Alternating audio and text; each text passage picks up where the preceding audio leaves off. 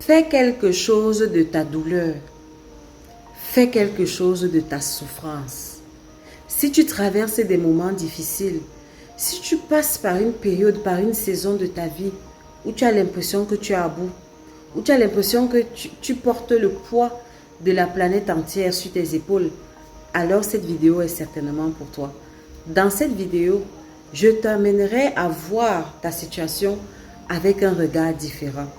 Vois-tu, face à l'eau, quand on est face à l'eau, on a deux options.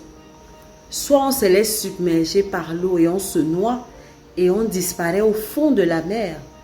Soit on utilise la force de l'eau pour se laisser guider vers le rivage, vers la terre ferme. À toi de voir. Quand tu traverses une période difficile, le meilleur moyen de te sortir de là, c'est de faire quelque chose. Tu as bien entendu. Fais quelque chose. Ne souffre pas inutilement. Parce que vois-tu, la vie est faite de saisons. Tu as peut-être l'impression que maintenant c'est la fin. Ne t'inquiète pas. Aussi vrai que quand il pleut, au milieu de la tempête, on a l'impression qu'il n'y aura plus jamais de soleil. Mais quelques heures après, les nuages disparaissent et on voit à nouveau le soleil et on ne se souvient même plus qu'il y a eu la pluie à cet endroit. Eh bien, c'est comme ça la vie. Aujourd'hui, il fait sombre dans ta vie, demain, il fera soleil. Alors, il faudrait que quand le temps de soleil arrive dans ta vie, que tu ne regrettes pas tes moments de souffrance. Et pour ne pas regretter tes moments de souffrance, il faut agir. Il faut faire quelque chose. Ne reste pas inactif quand tu souffres. Ne reste pas comme ça complètement tétanisé. Bien évidemment, il y a des stades dans la souffrance. Il y a des stades dans la douleur. Dans les tout premiers moments de la douleur, c'est normal qu'on soit paralysé. C'est normal qu'on soit tétanisé et qu'on soit juste comme ça, hagard. Parce que, ok, on vient juste de prendre tout d'un coup comme ça. On est surpris par cette douleur. Mais, excusez-moi, mais il y a quelque chose dans l'être humain, c'est l'adaptation. Vous voyez, si par exemple, là maintenant, vous vous mettez dans une pièce sombre, au départ, vous aurez l'impression que vous ne voyez rien. Mais après quelques minutes, vous allez vous adapter à l'obscurité et vous allez commencer à distinguer certaines formes dans la pièce dans laquelle vous êtes, malgré l'obscurité. Eh bien, c'est pareil avec la douleur. À un moment donné, la même douleur est là. Ce n'est pas que la douleur a changé d'intensité, mais c'est plus comme au début. Et donc, c'est à ce moment-là qu'il faut faire quelque chose. Maintenant, je vous entends me dire, mais je vais faire quoi? Tout est fermé, tout est bloqué. Écoute, je ne te demande pas de voler alors que tu es au sol. Si tu es au sol et qu'il y a quelque chose qui te bloque au sol, bouge le doigt, cligne des yeux, bouge un peu la tête, bouge le pied, fais quelque chose. Ne reste plus comme ça inerte. La position d'inertie, c'est la position de ceux qui n'ont plus la vie. Mais toi, tu as encore la vie. Toi, tu as encore le souffle de vie. Alors, utilise ta dernière ressource. Oui, tu entends bien ce que je dis. Ta dernière ressource pour faire quelque chose. Et tu vas te rendre compte que généralement, les plus belles réalisations qu'on fait dans l'existence, c'est généralement les réalisations qu'on fait dans ces moments-là. Les choses dont on est les plus fiers dans nos vies, ce sont les choses qu'on a réalisées quand on était au fond. Quand on était au fond. Et donc, ici, je serais tentée donc de te dire que le fond n'est pas une excuse. Ce n'est pas une excuse. Arrête de te cacher derrière le fait que tu as touché le fond pour ne rien faire. Non. Parce que le fond, justement, une fois qu'on a touché le fond, on ne peut plus aller plus bas. C'est le dernier niveau. Donc, qu'est-ce qui reste après qu'on ait touché le fond? C'est remonter. Et maintenant, remonter, peut-être pas en faisant des bonds, comme j'ai dit. Peut-être au début, ce sera juste en bougeant du petit doigt. Et puis, à un moment donné, bougeant de la main. Et puis, à un moment donné, du bras. Et puis, à un moment donné, le bras va entraîner le torse. Et puis, le torse va entraîner le reste du corps. Et après, tu vas te retrouver en train de ramper.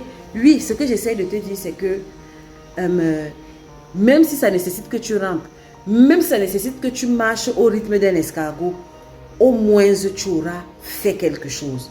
Je ne sais pas si tu comprends. Mais il y a un miracle qui se produit quand on est dans le fond.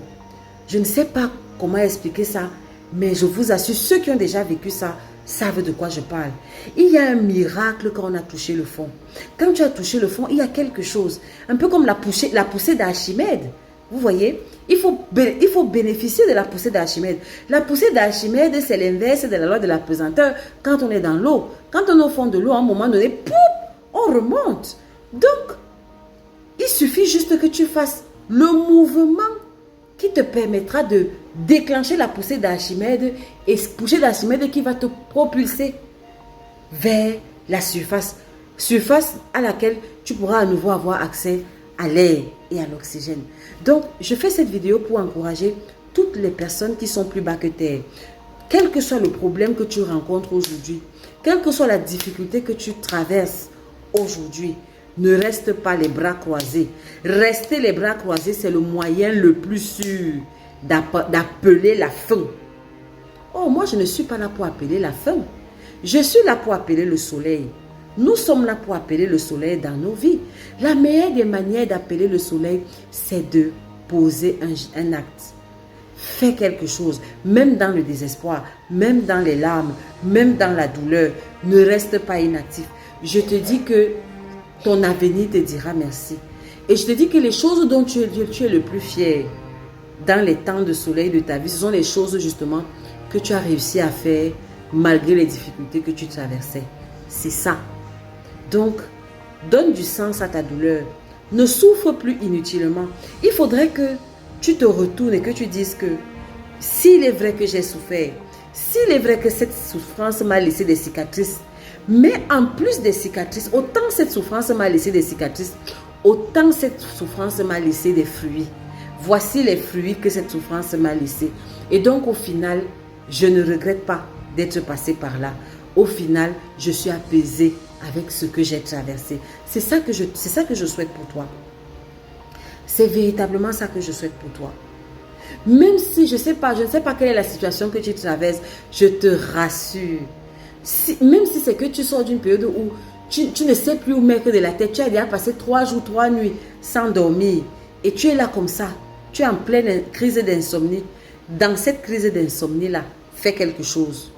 Ne laisse pas l'insomnie. Là, je ne sais pas pourquoi j'ai à cœur de m'adresser à ceux qui ont les problèmes d'insomnie. Oh, je vais faire une vidéo à part pour l'insomnie. Au creux de l'insomnie, ne reste pas inactif, ne reste pas oisif. Parce que par contre, là, cette insomnie va te consumer. Au creux de l'insomnie, si tu as de l'insomnie parce que tu as des problèmes, parce que tu as des soucis, parce que tu réfléchis beaucoup, au milieu de la nuit, oui, en plein 2, 3 heures du matin, 4 heures du matin, tu n'as pas sommeil, fais quelque chose. Tu te sens mal, tu as mal à la tête, tu es bizarre, oui, fais quelque chose. Travaille sur quelque chose, crée un concept, je ne sais pas quoi, fais quelque chose. Et les choses les meilleures sortent souvent de ces moments-là. Et je terminerai en disant ceci. Regardez la façon avec laquelle nous venons au monde. Là, c'est les mamans qui vont comprendre mon langage.